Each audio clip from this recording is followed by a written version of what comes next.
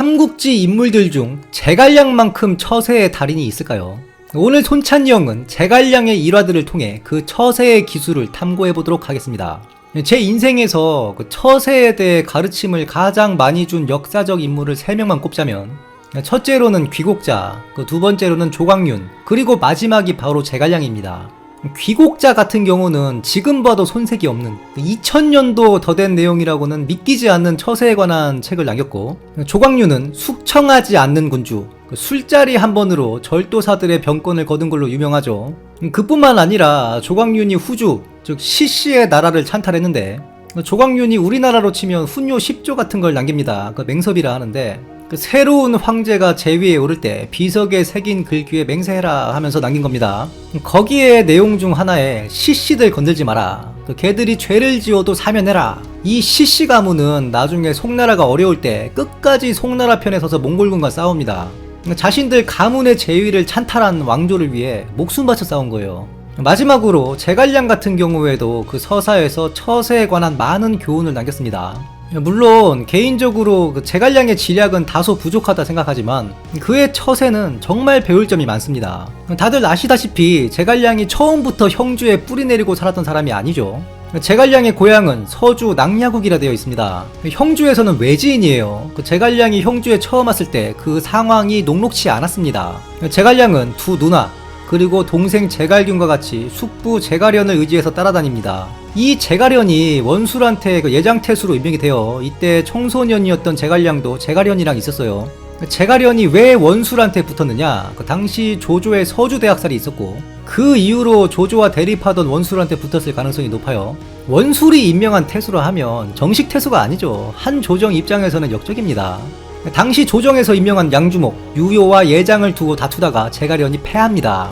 이후 제갈련의 최후에 대해서는 두 가지 설이 있는데, 유표한테 도망가서 형주에 뿌리 내리고 살았다, 또는 서성으로 도망갔다가 죽었다. 일단 제갈련이 유표행을 택한 건 명확해 보여요. 도망갈 데가 거기밖에 없고 당시 형주의 유표가 많은 난민들을 받아들이고 있었죠.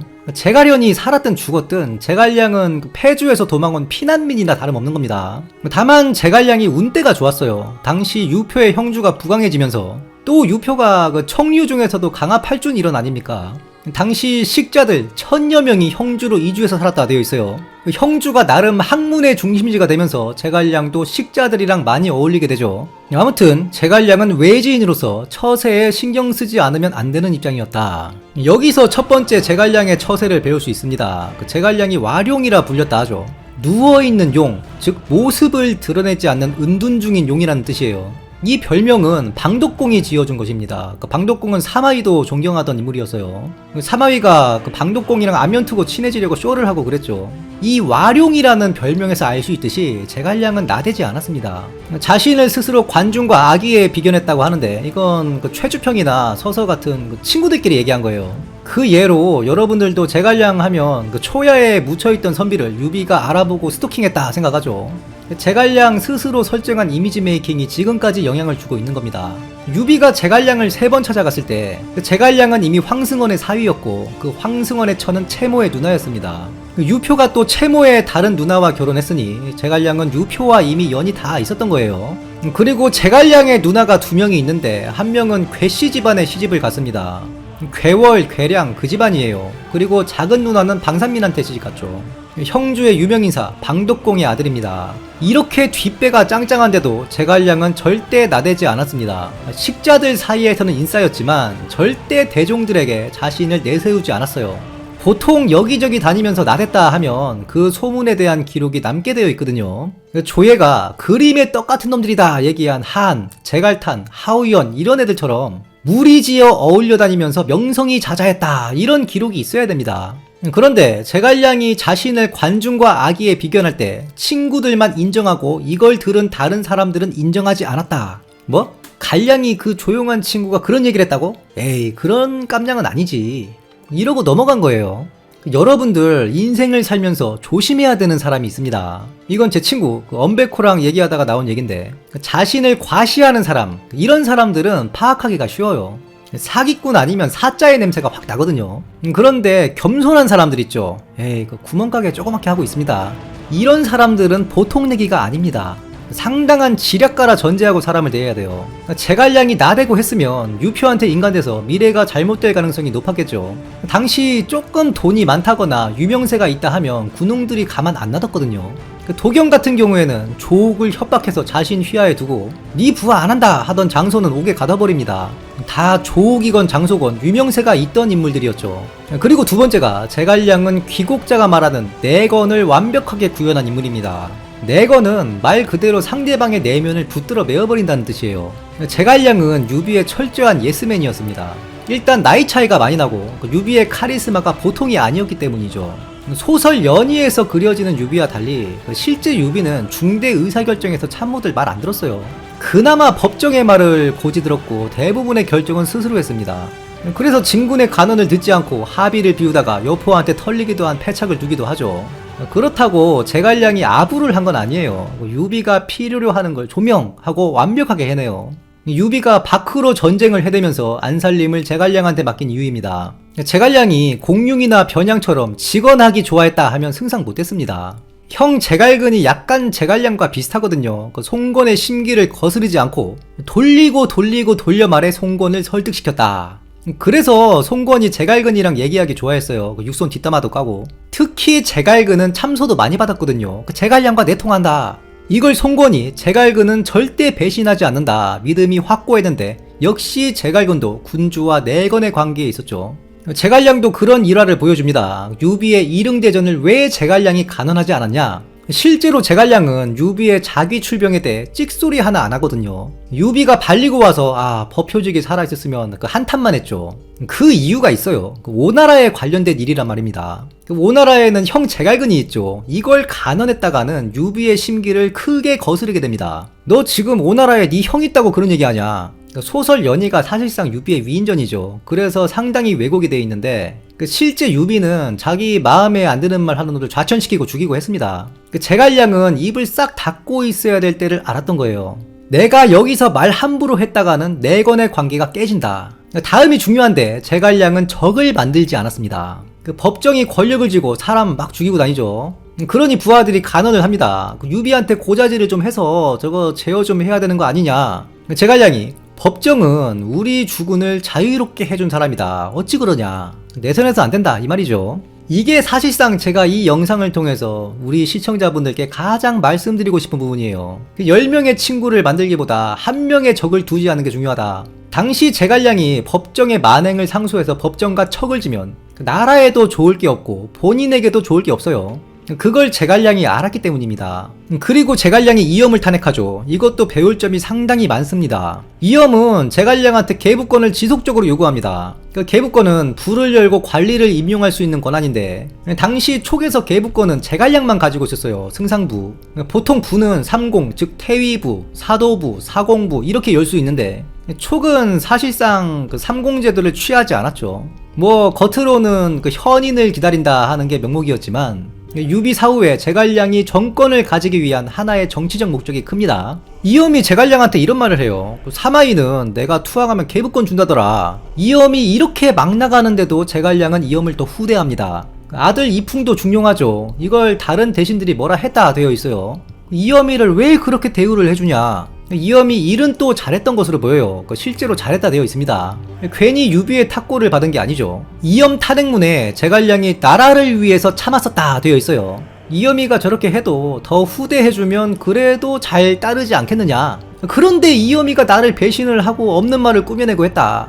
내가 할 말이 더 많은데 나 쪽팔리는 일이니까 말을 줄인다.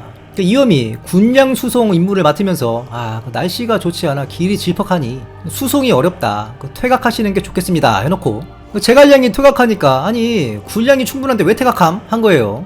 여기에 제갈량이 꼴받아서 주고받은 편지를 다 깐 겁니다. 그러니까 22인의 대신들이 이엄 정말 저거 안 되겠네 하면서 탄핵문에 서명한 거예요. 자, 그런데 진짜 배워야 될 점은 여기서부터입니다. 여러분들, 제가 질문을 하나 하고 싶어요. 여러분들이 인생을 살면서 가장 다정해야 될 때가 언제인지 아십니까? 바로 한 인간을 손절할 때예요. 다르게 말하면 여러분들이 가장 다정해야 하는 사람, 지금 손절 중인 사람입니다. 다시 보지 않는다는 건 여러분들이 더 이상 그 사람을 관리할 수 없다는 뜻입니다. 특히 여러분들 남친이나 여친이랑 헤어질 때 다정하게 헤어져라 이 말이에요. 그 유명 연예인들도 이런 일 때문에 많이 날아가지 않습니까?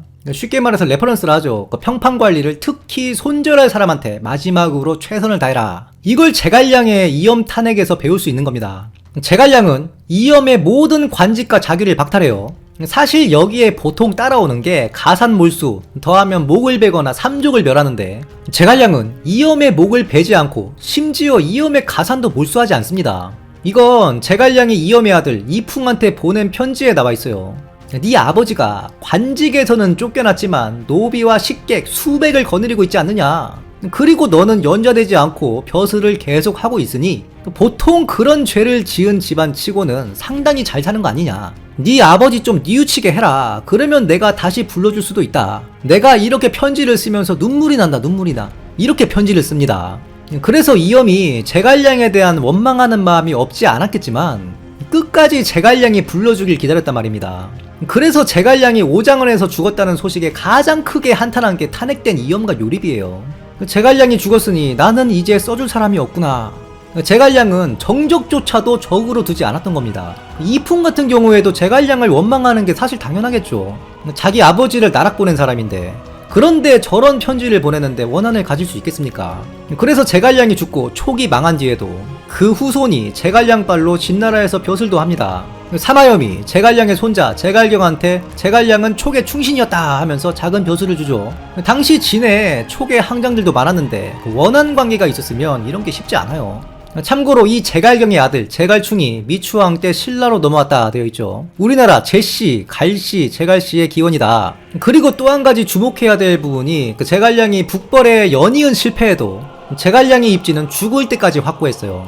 아니죠. 죽어서도 확고했습니다. 온갖 이민족들이 앞다퉈 제사를 지내고 심지어 황실의 종묘만이 수도에 있을 수 있는데 수도에 제갈량의 사당을 짓자 이런 얘기까지 나와요. 유선이 바로 이걸 불허하고 승상제도를 폐지해버립니다. 제갈량의 신격화는 그 뒤를 잇는 후계자의 권신화와도 관계가 있기 때문이죠. 유선이 생존에 대한 정치 감각은 상당히 탁월했어요. 강유 탄핵 시도 때도 답중의 강유가 잘못되면 자기 입지가 흔들릴 것 같으니까 강유랑 황호를 화해시키고 하는 거 보면 어떻게 해야 권력을 유지할 수 있는지는 기똥차게 알았습니다. 중앙 권신들과 나가 있는 강유가 서로 견제를 해야 자신의 입지가 안전하다. 괜히 40년의 제의를 지킨 게 아니에요. 아무튼 제갈량이 어떻게 연이은 실패에도 이렇게 확고한 지위를 유지할 수 있었느냐. 첫째로 실패 앞에서 겸손했습니다. 1차 북벌 실패 후에 자신을 우장군으로 강등하죠. 제갈량의 조카 제갈각은 어떻게 했습니까? 제가 제갈량보다 제갈각을 더 좋아하지만 좋아하는 거랑 평가하는 건 완전 다른 부분이기 때문에 얘기하자면 호족들한테 20만을 차출해서 실패를 해놓고 미안하다 말 한마디 없이 인사권을 남발해서 호족들 꼼짝 못하게 만들려고 하고 이러니까 호족들 눈치를 보던 황제 솔량과 손준이 제갈각을 제거한 겁니다. 제갈각이 독중의 제군사 자리를 내려놓고 자중했으면 제갈각은 절대 제거되지 않았어요. 두 번째로 제갈량은 권신이었습니다. 다만 그 힘을 사적인 이익을 위해 쓰지 않았어요. 이염이 제갈량을 꼬드기죠. 왕에 오르라고. 이건 이염의 수거든요. 너 왕하고 내가 승상하고 권력을 나누자. 제갈량이 지금은 그럴 때가 아니다. 이런 제하에 거절하죠. 그리고 제갈량의 자기가 무향후입니다. 이것도 유선한테 받은 자기인데 참고로 이게 현후이냐 향후이냐 후자기의 지위는 현후, 향후, 정후순 즉 현후가 가장 높습니다. 현, 향, 정은 마을의 규모에 따른 명칭이에요. 그러니까 제갈량이 무현의 향후냐 무향현의 현후냐 사실 의미 없습니다. 허봉이기 때문이에요. 제갈량 정도 됐으면 실제로 조세권을 가지는 촉당내 자기를 가질 수 있었습니다. 그런데 제갈량은 그러지 않았어요. 제갈량의 자기는 현우든 향우든 촉내의 봉작이 아닙니다. 제갈량의 고향이 낙야국이죠. 여기 전한기 옛 지명 중에 무향이 있어요. 속한서에 따르면 전한기에는 하나의 국이라 해서 무향국이라 불렸는데 제갈량은 촉내의 봉토가 아닌 당시 위나라 땅의 봉토를 허봉으로 받은 거예요. 물론 제갈량이 향후라는 정황도 있습니다. 그래서 저도 왔다 갔다 하는데 전술의 뜻이 허봉이라 의미가 없어요. 실질적인 조세권이 있어야 만호후냐 천호후냐 따지는 게 의미가 있겠죠. 그리고 제갈량의 동생 제갈균도 촉에서 벼슬을 했는데 교위 이상 올라가지 못했죠. 자신의 가문에 관한 이득을 철저하게 배제했어요. 그래서 부하들이 사심이 없는 걸 인정하고 조금 실패해도 계속 따른 겁니다. 제갈량이 막 동생 제갈균을 대장군에 앉히고 노른자 땅 만호우 조세권을 갖고 부를 축적했으면 실패가 용서가 됐겠습니까? 이렇게 제갈량은 교훈이 많은 일화를 남기고 1800여 년 뒤에 이웃나라에서도 회자되는 겁니다. 오늘도 평화로운 역경루에서 오침 중인 손찬이 형을 공손어리 깨우며 이르기를 제갈량의 통무지정매 어허 일전에 이미 하지 않았어. 제갈량 지력 90이 졌다가 촉바 100만 대군에게 사로잡혀 무기 효시될 뻔했던 사실을 잊은 게요. 이에 공손어리 멋쩍어하며 머뭇거리다 화제를 돌려 말하니 저번 투표 결과에 승복을 하시오. 1. 공손어리의 말은 참이다가 압도적으로 많았어. 손찬이 형이 투표 결과를 보고 믿을 수 없다는 듯이 외치니 손월 탐서로다. 이는 공손어리 고구마를 탐한다는 고사로 훗날 사람들은 이를 인기를 이용하여 이치에 맞지 않는 바를 대중들에게 선동, 목적을 달성하는 행위를 말하는데 인용하곤 하였다. 지금까지 처세의 달인 제갈량에 대해 탐구해보았습니다. 영상이 유익하셨다면 구독, 좋아요, 알림 설정 부탁드리며 다음 시간에도 풍성한 내용으로 찾아뵙겠습니다. 감사합니다.